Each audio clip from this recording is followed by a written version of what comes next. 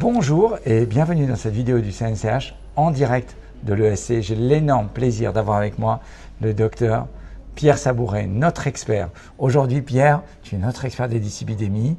Il y a eu la mise à jour des recommandations des dyslipidémies. Impossible de les résumer, mais quelques points clés pour les cardiologues. Alors les points clés, c'est intéressant. Prévention secondaire chez les patients coronariens, on l'a défendu pendant des années avec un groupe français. Enfin, ils considèrent qu'il faut mettre d'emblée forte intensité de statine et ézetimibe. L'acide bempédoïque qui va arriver cette année en France va baisser de 20% en plus quand il n'y a pas de statine, quand ils sont intolérants, et de 15% quand il y a une statine. Tout ceci avant la sortie de l'hôpital, préférentiellement, si on veut atteindre des objectifs de LDL qui sont bas, en dessous de 55 mg par décilitre. À un mois, on recheck. Ceux qui sont au-dessus de 70 mg par décilitre de LDL peuvent bénéficier d'un PCSK9 inhibiteur, alirocumab ou evolocumab.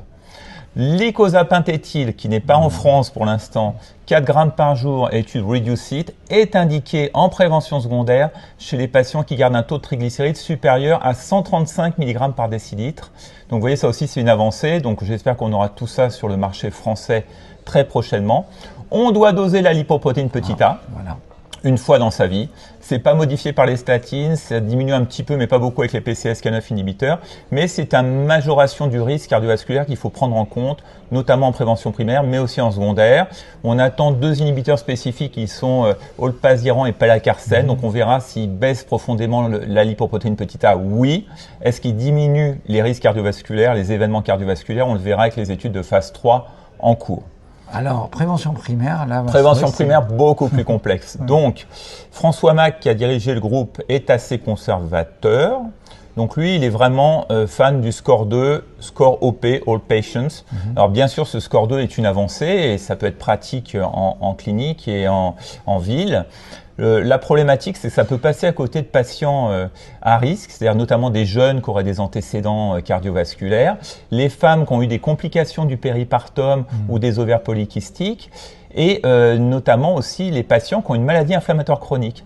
Donc à titre personnel, si vous avez un accès facile, je pense que c'est très bien de proposer soit un score calcique coronaire au-delà de 40 ans ou un Doppler des fémorales ou des carotides pour mieux évaluer le risque, et on attendra aussi le coroscanner lorsqu'il sera facile d'accès et qu'il y aura l'autorisation pour mieux évaluer l'athérosclérose. J'ai vu d'ailleurs que le score calcique est dans les recommandations. Oui, il est 2A, comme l'imagerie cardiovasculaire, mais il faut une meilleure implémentation. D'accord. Donc le point clé, d'ailleurs, et le niveau de LDL, pour le moment, il est à 1,16, mais c'est un niveau 2, un grade 2. Voilà. Donc on est un peu sur notre fin. En pratique, tu fais comment? C'est compliqué de mettre tout le monde, l'ensemble de la population, en dessous d'un gramme 16. Je suis au-dessus. Donc c'est compliqué, donc c'est pour ça qu'il faut une hygiène de vie qui est indispensable, et on ne va pas traiter toutes les personnes qui sont au-dessus d'un gramme 16. Et donc c'est pour ça que les personnes, quand on a un doute pour le risque intermédiaire, je pense que l'imagerie permet de mieux définir qui a besoin de débuter, qui peut retarder l'instauration d'un traitement hypolipémiant. Alors ce qui est contre-indiqué, parce que c'est un gros marché aussi, c'est les vitamines, les compléments alimentaires, tout ça c'est clairement contre-indiqué. Par contre, l'hygiène de vie est indispensable, quel que soit son LDL, c'est-à-dire une qualité de sommeil suffisante, puisque le syndrome d'apnée du sommeil c'est un risque. L'obésité, il faut lutter contre, l'inactivité physique également. Donc tous ces facteurs-là sont à corriger en prévention secondaire et primaire, parce que les bénéfices sont incontestables.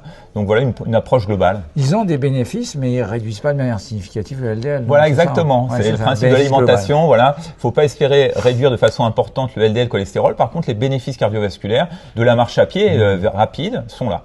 Bon, l'avantage sur un congrès comme ça, c'est qu'on fait largement 10 000 pas. Ma montre me le signale. Donc merci encore et merci à tous et à très bientôt. Merci à vous.